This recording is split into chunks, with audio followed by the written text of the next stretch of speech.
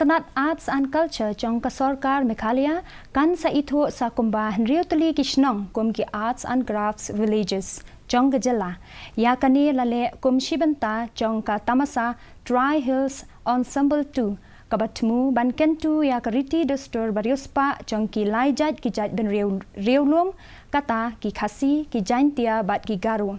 da kabapen inam ya ki jingshna ki paper jongki kaput katem kabam kadi kajingshat dan rai bat kiwe ringkat bat katian pira rooted in nature and connected to culture Commissioner bat Secretary ka Arts and Culture iba FR Kharkongor ila ong ba la penlong ya kani katamasa knang ban penyaso bat ka menor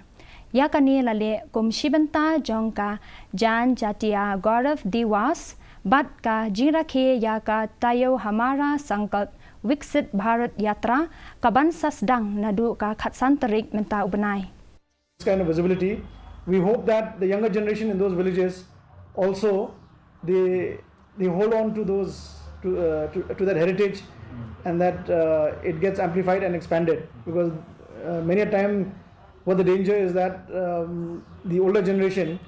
once they pass away then the next generation may not be too interested. They come and migrate to the cities and they forget those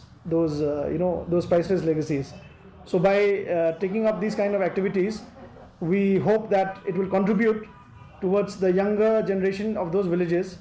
to appreciate more deeply all the skills and the priceless heritage